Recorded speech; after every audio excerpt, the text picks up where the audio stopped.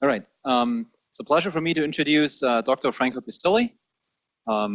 He came to IU in 2015 from Stanford University and is now an assistant professor in psychological and brain sciences.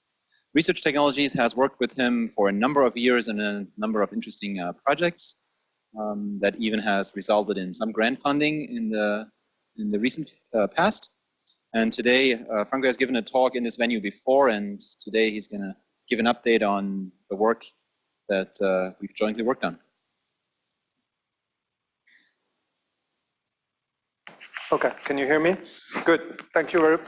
Actually, I wasn't expecting so many people in the room. I'm very happy and humbled that you guys took a break from your work and made it here. I'm very excited I'll present this platform that we've been developing. It's called BrainLife.io, and actually everything I'll show you today started as a small consulting job that Robert's group took very early on as I moved to IU. I had no experience at all in what I'm showing today. I had some ideas, and it was great the way it came out. And this is now work funded through the Brain Initiative at NSF. And also we have another grant from the Big Data Hub grant, and we'll see what we're doing. Before that, I start talking a little bit about the brain. So this is a project that focuses on neuroscience. This is, when I talk to engineers, and some of you might have remembered this slide, I always like to use this slide. It's Moore's Law. You guys know Moore's Law? The number of chips on a computer will increase, and that the speed of a computer will increase. And turns out Moore's Law at a certain point hit a limit, and that limit actually had to push the computers to have many chips, right? So we started doing parallel computing. Why? Because the number of chips that could be fit within a small amount of space was limited by quantum mechanics, right? So the chips were pushed to be so small and so tight together, one next to each other, that quantum laws started counting there.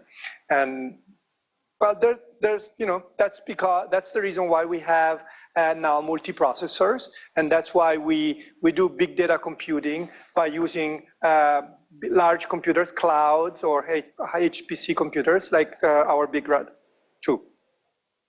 But there's another systems that also went to the same route. That's your brain. Okay, this is a picture of your brain. It's probably one of the most frequently seen pictures of the brain from the outside of the brain. And the brain also has computers distributed across a network of areas. So think about different locations in the brain as being computing a slightly different part of the visual stimulus from the environment, your motor movements, or just what you're thinking. So the way we think about the brain these days is like the internet. We used to think about the brain like a computer. We used to think about the brain as having memory and long-term memory, like hard disks, or RAM, short-term memory, right? And then a CPU. Then at a certain point we realized, turns out there's many CPUs, and there's many computers, and this is now a slice through one of the major, that's about here, it's a slice through here, and you can see there's darker spots on that slice, and that's where computers are, right? So this is a Nissl stain that stains for cell bodies, actually for nuclei of the cell, and that's where you see it. High density of nuclei means cell, a little cell. These cells are the computers of the brain, and you can see there's computer a little bit all over the surface of that brain. So the white there, those are cables. Okay, those are the cables that connect computers in very distant parts of the brain. They're white because they're coded like real cable, like your cables, computer cables. They're coded so that they can be independent from each other, so they can communicate reliably and fast, right? And that coding is fat, and fat is white. Okay, just let me know, I'm sorry. But I'm going to tell you that 50% of your brain is made out of these cables. Actually, about 50% of your brain is fat. So this cable, and communication through these cables is really important. And nowadays, we have a way of measuring brains living brains at large scale so that we can understand both the computers and the cables. It turns out everything I'm saying here, it's actually a little bit of a revolution in neuroscience. In the last 20 years, if there's one thing you can take home and remember about neuroscience, is that we move from thinking about the brain and neurons, individual cells, and studying individual cells and individual parts of the brain, to actually studying networks of brain. And you know that resolution, where it started? Looking at Andrea here. In Bloomington. Olaf Sporns, our colleagues here in Bloomington in psychology, was the leader that initiated this idea of trying to study the brain as a network instead of studying the brain as isolated computers. Okay? It started here in Bloomington. So good things can start here and can go very far. Okay, so over the last years, we moved from understanding and studying the brain from post-mortem preparation like this one. For example, that's a blunt dissection in which we peel off layers and layers of the brain tissue, and we expose the cables. You might be able to see from the back of the brain of the room also, there's slightly undulations of that tissue. Those are cables that I'm going to highlight. There's one cable called inferior longitudinal fasciculus. That's not different than the cable that connects the United States to Europe, right? And it's a big cable that goes from the back of the brain to the memory systems of the brain. That the cingulum connects the memory system of the brain here in the temporal lobe to frontal cortex, thinking, inhibition, rationality. And this is a motor cable that connects, oh, that's anterior thalamic radiation. It's an excitatory cable. It kind of modulates your brain activity. And that's another cable that connects the spinal cord to your motor cortex and allows you to move in space. So over the last years, this technology, and this is the scanner we have here in Bloomington, allow us to do these measurements in living brains. What I just showed you so far, it's all on a single brain, scalped by hand, right, post-mortem. We can do the same measurements now here in Bloomington in living brains. Okay, that's my brain. And you can see I map the same structures. And you can do that reliably. And what you do, you use algorithms that they're maps using MR signal where different parts of the brain are connected, where they go, and what is the anatomy of these major structure. The way we do these measurements is that if you look at any small part of that tissue, okay, the tissue looks something like this, really a bundle of cables, okay? And our MRI system is tuned so that it can detect water molecule diffusion within the brain tissue. You might remember from high school or college, depending on your background, that water has this Brownian motion, right? Water molecule just kind of Brownian, randomly move, right? Well, Brownian motion is constricted or restricted in the direction, less in the direction of the fibers and more against the direction of the fibers. And what we do with the scanner, we set up our recording device so that we can image an image that is dark along the direction of blue and brighter along the direction of orange, okay? It's a little bit counterintuitive. And we do that in many directions so that in different locations of the brain, we can pick up where these fibers are going and then reconstruct them computationally, lots of computing. So we do that in different locations and we reconstruct these tracks. That's called a process of tractography. And these are the sort of structure that we can identify in living brains. And the fact that these are living brains is quite important because we can do it at multiple times. This is not an invasive method. And we can also look at the properties of the tissue, the cables, within each one of these large highways of the brain and try to understand why is Franco that way and Soichi this other way, etc. Okay? So individuality and variability, it's another thing that you get by studying living brains. And this is very useful for understanding, for example, development, kid development, or aging. We know these cables and the structure change a lot. The way we do these measurements, we project, in this case, in this axis, we have now position along a cable.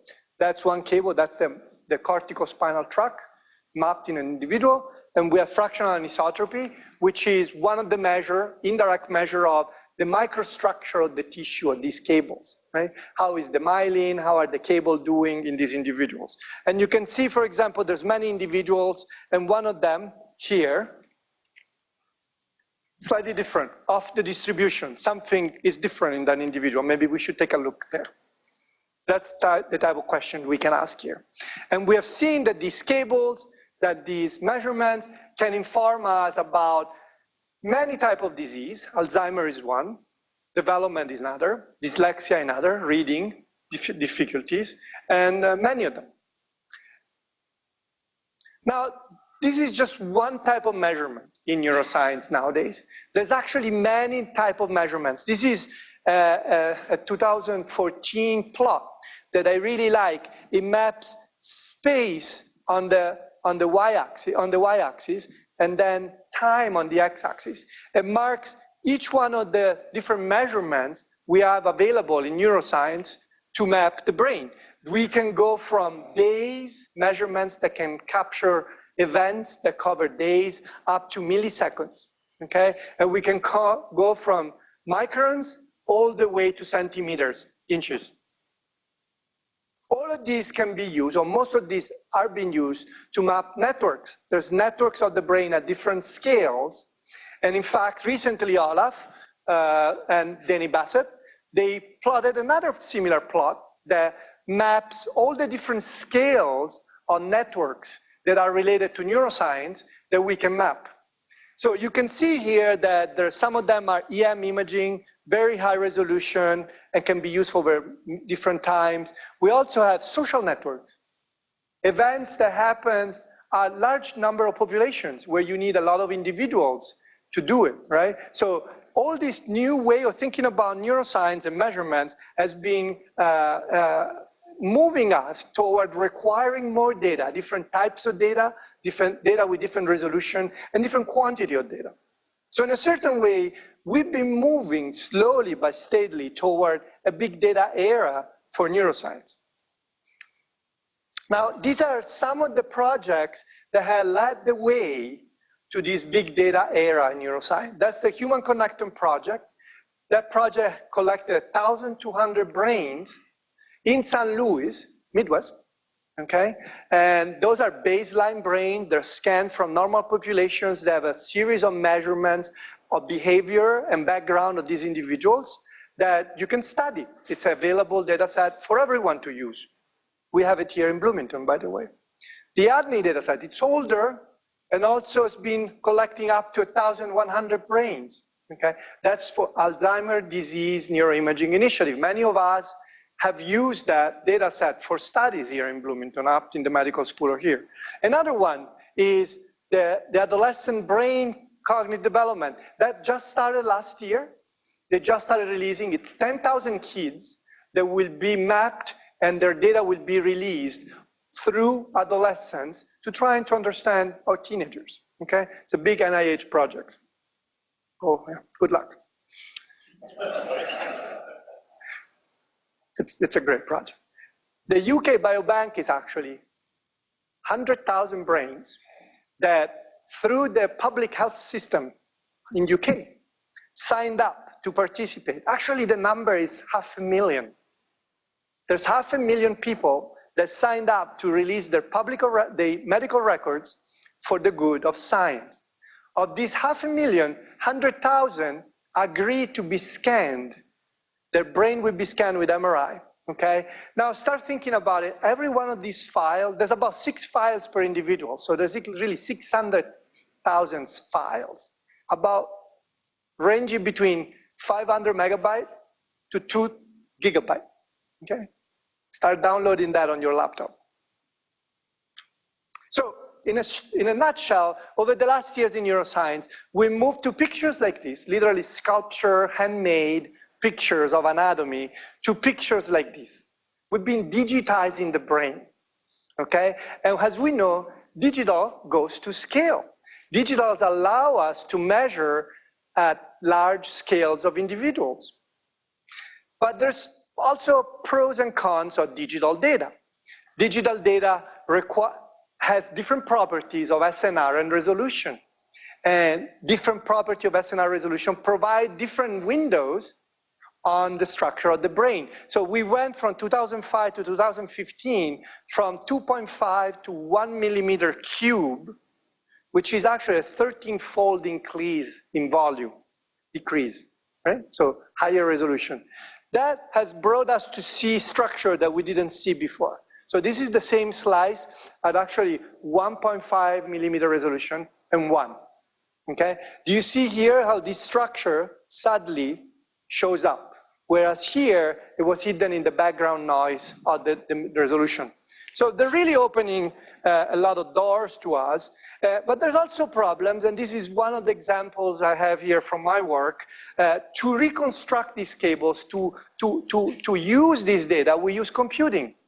We use computational methods, we use math, and we use statistical approaches. So what I did here, I took my brain and measurements of my brain, and I used one algorithm called deterministic to map my structures. And that's what I got. I got 2 tracks that look like that one. Now I took the same data set, was still me, identical data set, and I just changed the algorithms for mapping. And I got these 2 structures, very different, okay? So these are some challenges, right? Which one is a good structure? Which one is a better structure is a better question, okay? Which one should we study? So in a certain way, we are entering an era of big data neuroscience. And this era is requiring the way we train students down in our building. So we're changing practices for education. We have to increase the practices and the teaching for computing to our students because you want to ask questions, you need to handle 600,000 brains at an average 750 megabyte per brain, right? You're not going to do that on your laptop alone. And we had to change the way we teach them how to use software and hardware. We had to change how we approach their statistics for making a claim about science. We had to change about how we share things. You know, the history of neuroscience is a history of people working in small labs in a cottage industry in which each one of us kind of made a career like working on this data set. This is what I do in my lab. People come to my lab. This is the best thing I can do. I'll teach you. Come to my lab, please. Okay? Whereas now, to get to these numbers, you have to share. Some people are good at data. Some people are good at computing.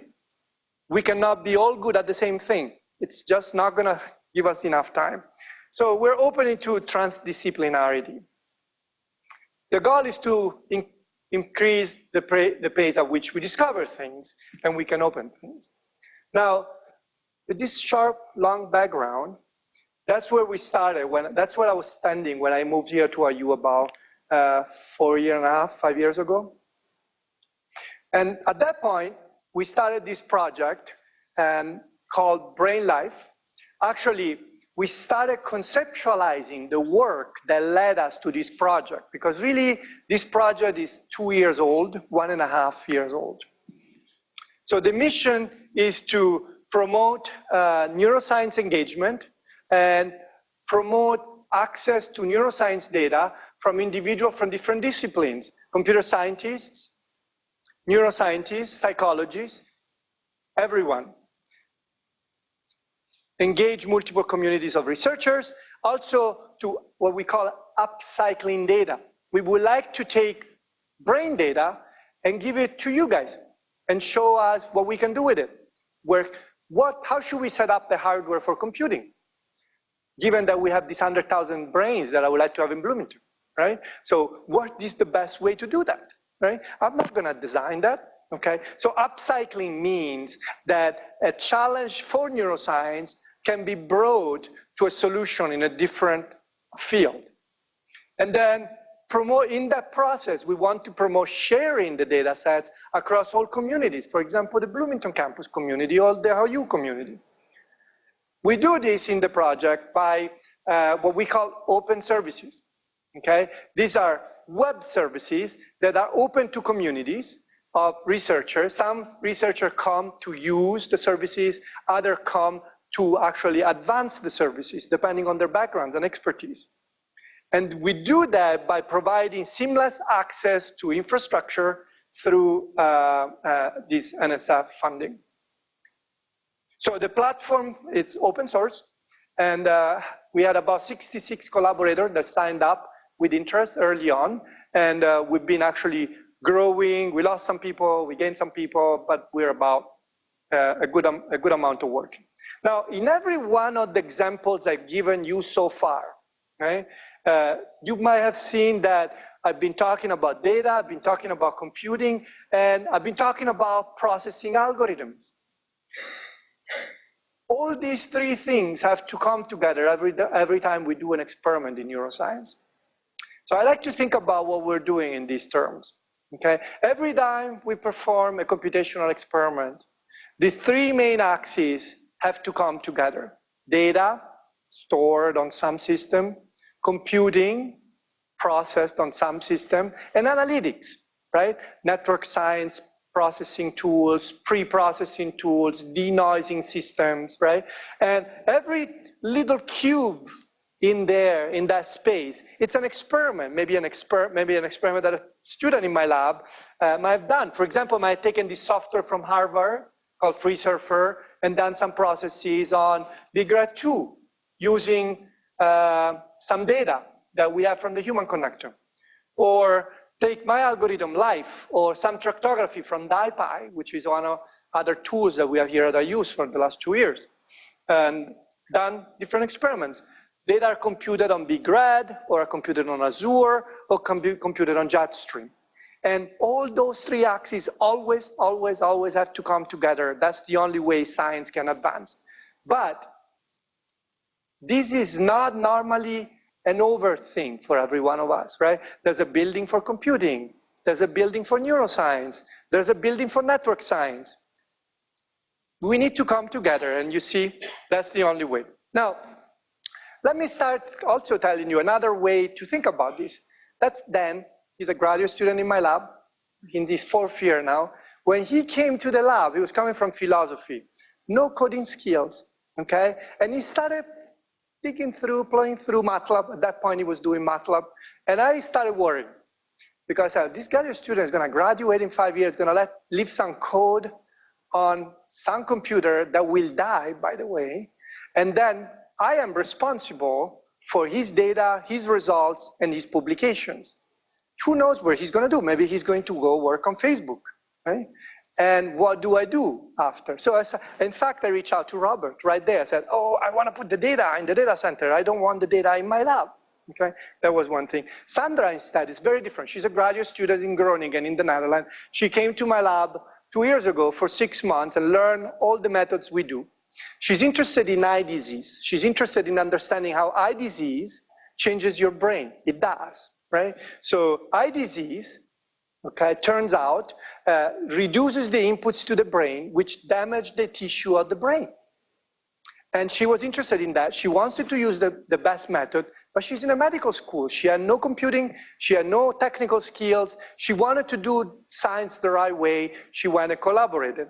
Marta is the opposite. Unfortunately, we lost Marta. Marta was my collaborator in computer science. She's a very smart cookie, and she was doing machine learning. And I rubbed Marta into working with me because I wanted to apply her machine learning methods to my data, okay? She went back to Canada. We're still collaborating, but she was the opposite. She had never worked on brain data, but she had all the skill to make an impact, okay? Lior is actually another of my collaborators. Some of you might know Lior. He's involved with the Big Data Hub at NSF. Lior is in Lawrence Technical University, and he teaches students with a diverse background. And these students are taught engineering courses, like image processing, right? But they don't have access to computing, they don't have access to data, and they struggle. They just kind of play with small data, right?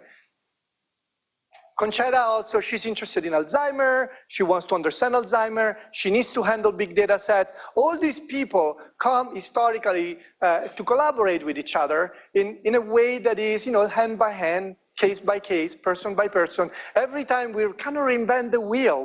We show them a script, we show them how to install the software, then they go back to their lab and the software doesn't work, it doesn't install, and then the results are different, and then I email, and then they email, and then I lose a lot of time. And that's kind of the world we've been living for a long time. And for each one of these, they either have data, or they have interest in some computing because it's big, or they have interest in some algorithms that maybe someone developed, but not them.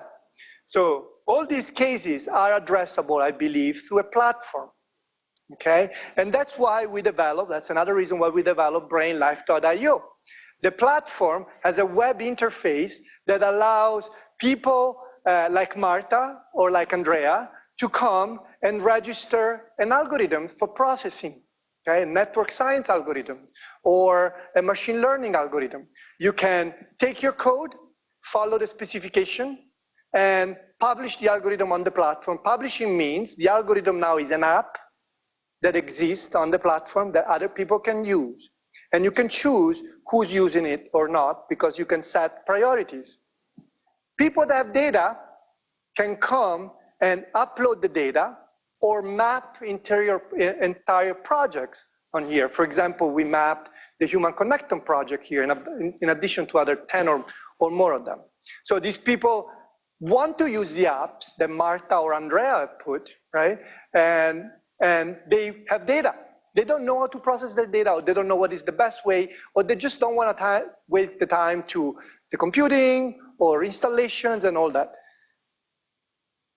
People can also register resources. The platform, it's not bound to a single resource.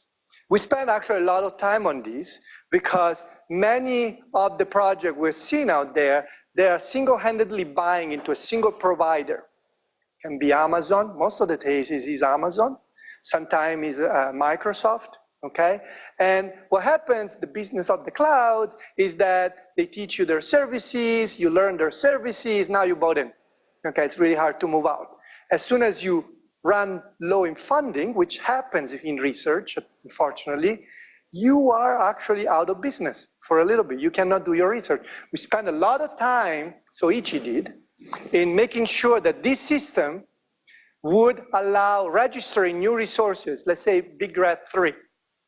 We can just plug it in as long as we have a little bit of requirements here and there, okay? Also, each one of these domains, it's a different domain that allows opportunity for getting funding, for getting research done, because there are different axes, remember, that I showed you before. So the way the platform works, there's a core backend that takes data, apps, and resources and connects them together. And we can handle different types of databases. BIDS is the brain imaging data structure, or XNAT is another type of system.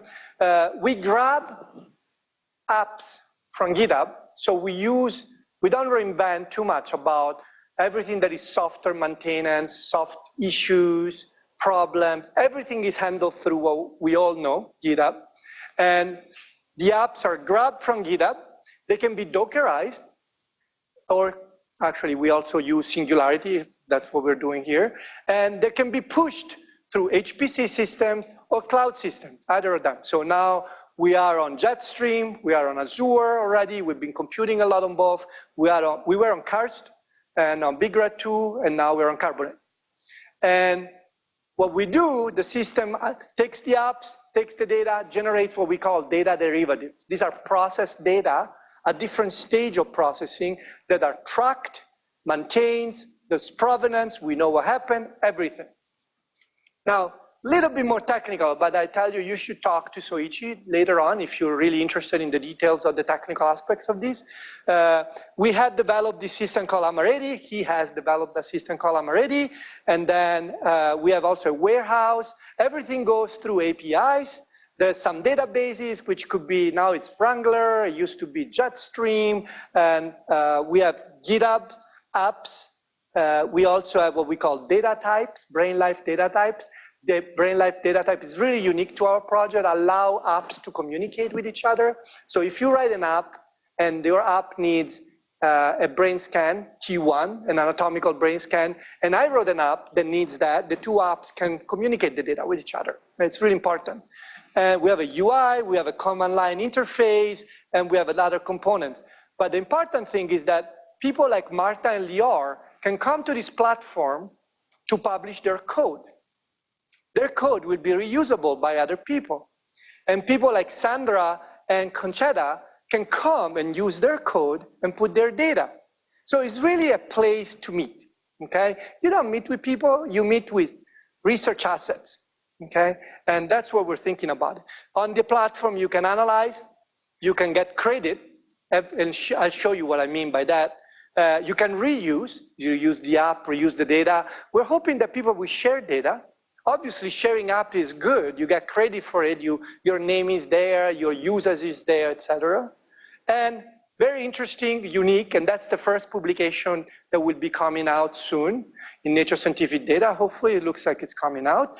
It's publishing. You can publish all your workflow with a single digital object identifier that encompasses everything, the apps that you use with the correct version, and all the data products that you generated, from raw data to final results. Okay, I'll show you a little bit more about that.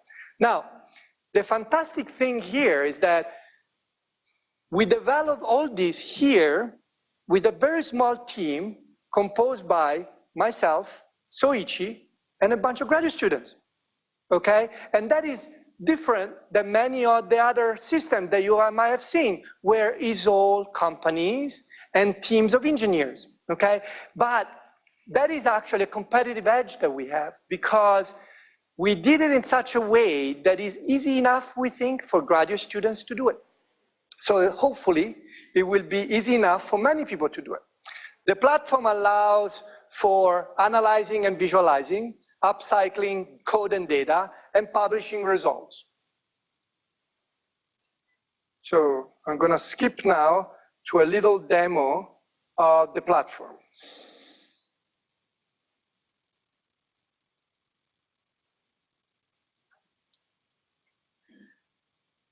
Okay, hopefully this works. So this is the landing page of BrainLife. That's what you were looking at. And here's the team. You can look at the documentation, or you can get started, which will log in into the inside of the platform. Here is the main marketplace for apps. Each one of these cards, it's an app. And these are apps that have been developed by students or postdocs or other researchers.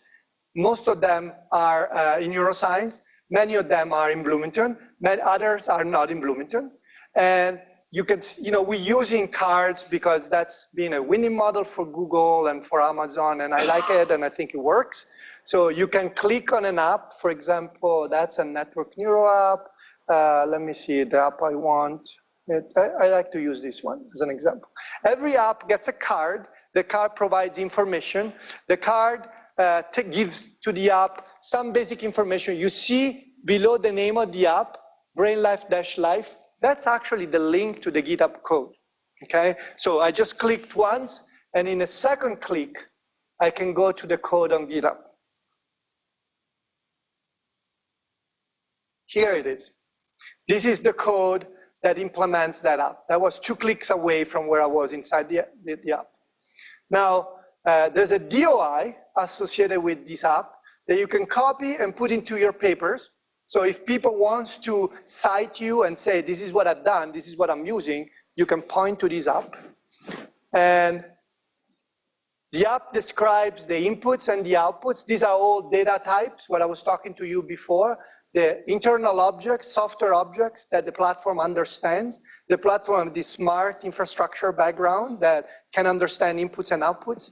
And you have people that contributed, administrators, contributors. You have resources. Look, this app runs on Carbonate, runs on Jetstream, and is that Azure? That runs on Microsoft Azure, okay? Apps can be registered to on different resources. They can run on different resources.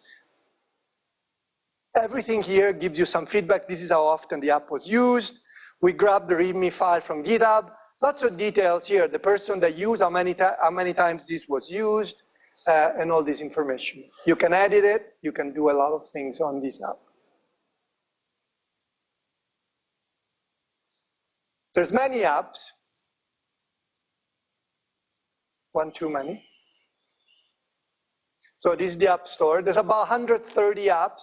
Each one of them has a DOI. They do different things. They act on different data modalities: anatomical data, functional data, structural data.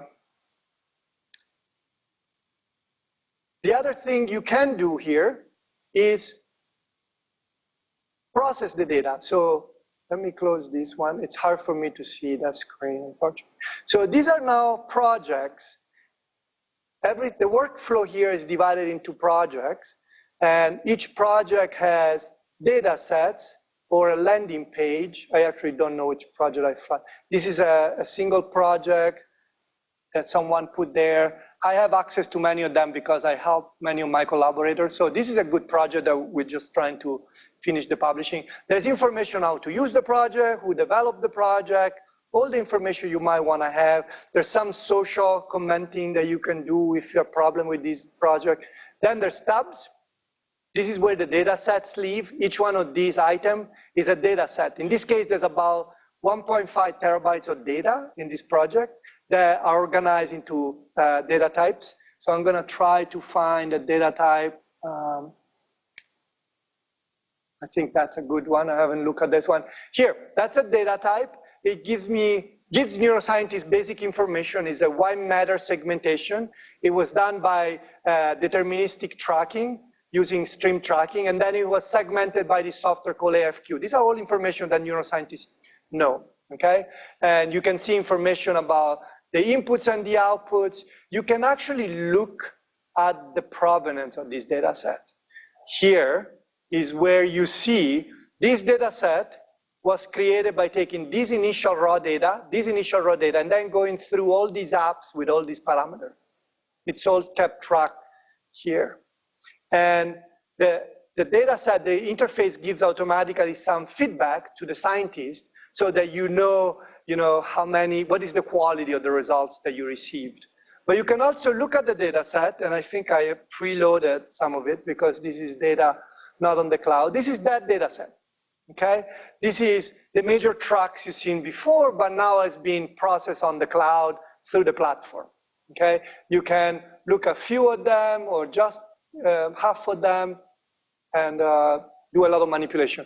These visualizations are not meant to be operative for doing research. They're mostly visual feedback for the scientists. For example, there's a few hair here that I don't like, I would like to eliminate, and I know how to do that. I can go back to it and I can clean them up, okay? So that's what the visualization here is meant to do. It's not meant to be a place where you go and visually edit things, but it's meant to provide feedback. This is another type of manipulation, visualization we have. So Ichi developed this very cool way of interfacing Docker and GPUs in such a way that we can actually run virtually on the GPU Docker containers in such a way that we can run either our software, this is software that he developed, right? Or like other people in the lab developed, but you can also run major software like hardware software that normally requires a whole environment, okay? I can give you an example, but I do want to move a little bit fast. So now what I skipped here is imagine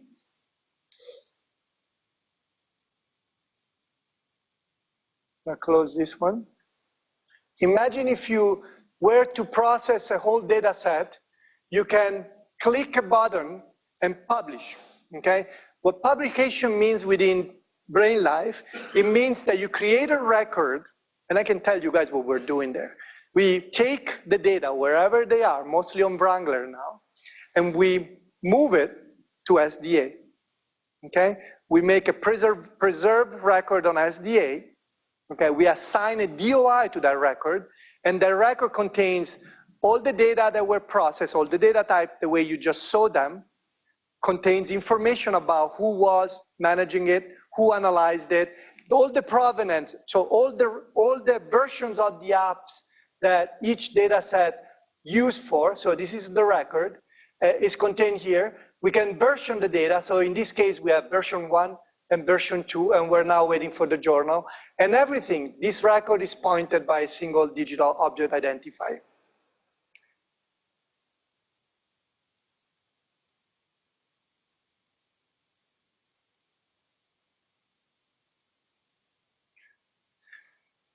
Okay.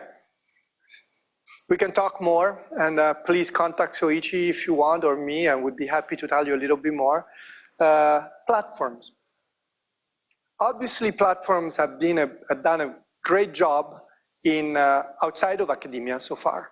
Okay, this is one of the major problems we had in the last years with the platform, but this only happened because the platform was extremely successful. Okay, now another platform that is extremely successful, Amazon. Okay, now let's contrast these platforms and their success with the way education and scientific training still goes. Okay, normally there's a researcher that communicates with another researcher and teaches students through the classroom, person by person. Can this change? Can platforms advance education? Can we shrink the Midwest by connecting people with platforms like this one, right? Do I have the picture here? Yeah, at a certain point, I don't know why, I started computing the amount of people in the Midwest and the extent of the Midwest, and this is only part of it, right? And I think it's about as big as Boston. Is that possible? Roughly the size of the Boston extended area. At least the amount of institutions in the Midwest, it's close to the amount of institutions in Boston. But we had that problem, but two problems. One, we're spatially distributed, and two, we have no trains, okay? So if we had trains, it would be less of a problem. But can we take people in Detroit, like my collaborator Lior, and have them work with their students here in Bloomington through this platform, so that now they can have a neuroscience teaching curriculum? Okay, the data are here, the tools are here, they can access them and they can use them. So that's another vision for the future of this platform. I want to thank everyone that contributed to it. And so this is now two undergrads that worked as a RUE for Jetstream, the first string, thanks we know now for getting them into the system. They were really helpful in getting the first apps in getting some of the visualization in. Andy Sakin and Olaf Sporns are always been, helping us, especially with the data part of this. Robert has been fundamental from the beginning. Lei Wang is at Northwestern University, and Ivo Dinov is at University of Michigan. They are co-PI on the grant. BrainLife grant, as well as Eleftherios, he's assistant professor in engineering. He's joined us a couple of years ago now. And then graduate students, Brent McPherson, Bradley, third year, Dan, and Lindsay is now here. Ooh. Oh, Lindsay's there. Yep, Lindsay's right in the center. They write apps, because the way we're running the project is that my students and students of my collaborators run science on the platform. So these folks are coming out with about 7 papers, okay? They have been run 0 to 100 on this platform. We benefited from their work because we know what we needed to fix to help them publish papers, right? They benefited from this work done with us because everything they're doing is reproducible on this platform, okay? And we received some funding, nice credits from Azure, really helpful just recently. Some credits from Google, and Jetstream was fundamental. The core of BrainLife runs on Jetstream, okay? We distribute computing on different systems, but it's all on Jetstream. And these are all the, but I have to thank Soichi, right? Because he's the mastermind behind all this, right? I am not here to say that I can do these things. I help Soichi through the process of directing the project in the direction that it needs to go. Okay, I have the vision, but he has the skills. Okay, and without Soichi, we wouldn't have these. And thanks everyone for the talk.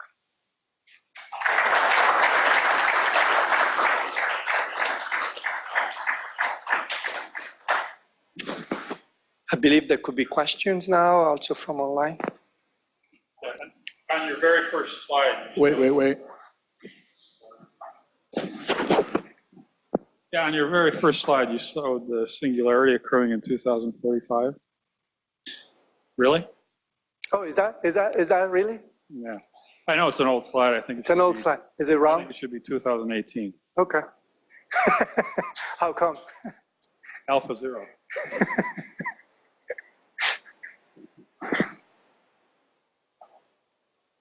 Are there questions for Franco?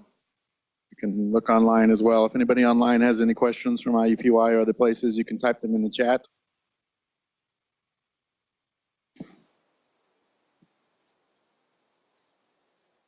Franco, it's really great to see the progress of this. You're really getting in the infrastructure business, the critical infrastructure business for the discipline and beyond. We've seen these things grow over time before. How do you think you keep it going with your own scientific career as well as getting in the infrastructure business for the field? Well, that's a good question, a question that is important. I think so far, career-wise, I've been doing okay. I'm not worried about that. So, and I think the field is mature for this type of work to really happen.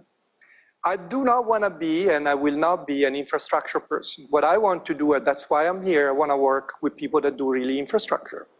But I believe many of the infrastructure projects can fail without connection to domain scientists, okay? And that's why I believe this is important, that someone like me gets into it. And I'm not alone. There's other projects that nationally and internationally have been doing this sort of work. We have our unique features that I think are really valuable or important, but I think it cannot just be someone developing an infrastructure for someone else. It has to be a really deep partnership, and I think that's the way it goes.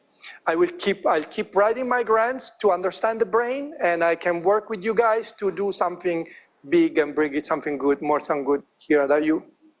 Yeah, but that's important, yeah.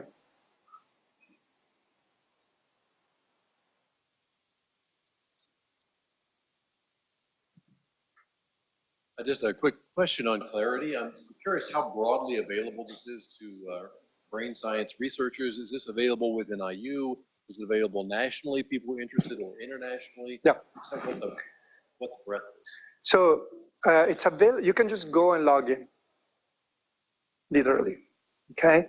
We have not been advertising broadly, except the talks that I've been giving at different institutions myself, because we feel we're in this phase of testing the system. For example, about 2 months ago, we realized that we had a bottleneck because we had more volume and we needed, Soichi changed the way some of the data flow was going, right? So we're in that stage. We're hoping, so we're going to human brain mapping in June in Rome. And that's probably going to be the point in which everyone in the community will know about this. People have known. We actually been invited to Montreal in March. I was invited in Toronto. So people in the business already know about us, but we're not being too broad about it. Now I'm working with my collaborators, about 10 of them, to kind of break it, right? And if it doesn't break, then we feel good, and it's not breaking so far. We've been changing it, making it better and better. So that's where we're standing. You can go and log in, and you should, please. Andrea.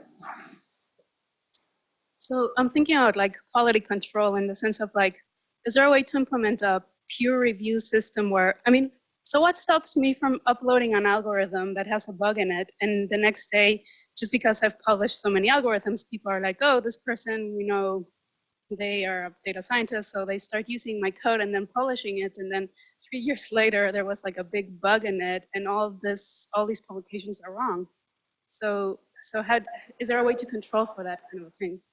So we providing these small reports, every app gives you some feedback.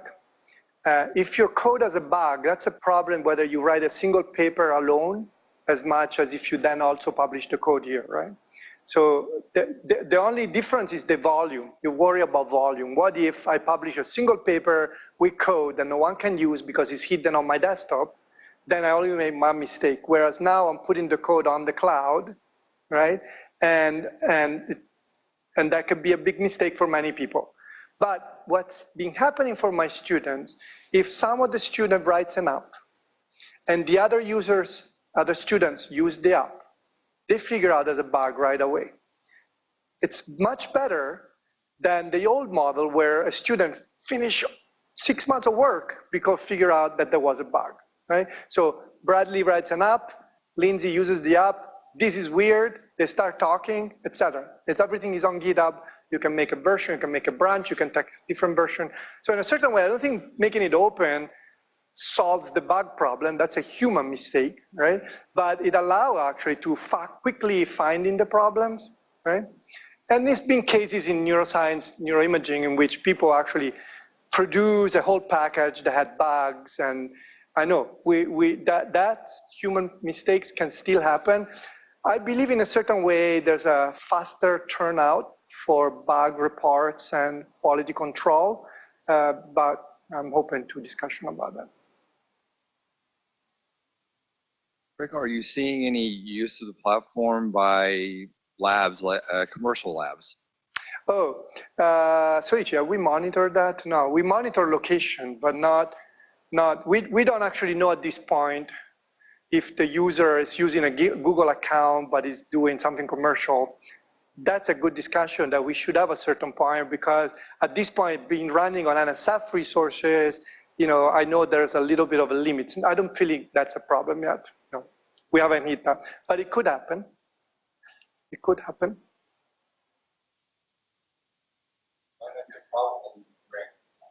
Mm-hmm. Mm-hmm. Yeah, and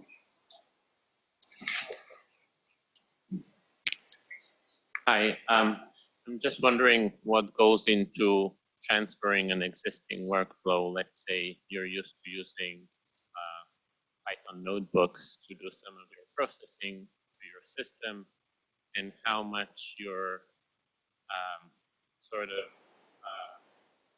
type a certain mode of computation, like HPC or Azure or something like that. So normally the way you use a Python notebook, you wrote some code, you have some data, there's some interfaces for cloud computing, or maybe you do kind of troubleshooting here and there. That part of the interface of science, or the workflow of science, is not here, right?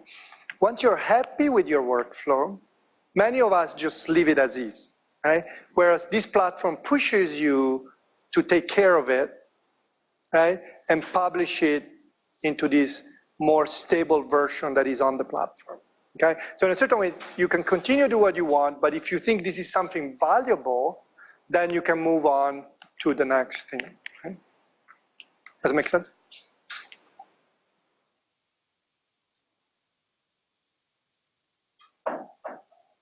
Thanks, Franco. Let's thank Franco today.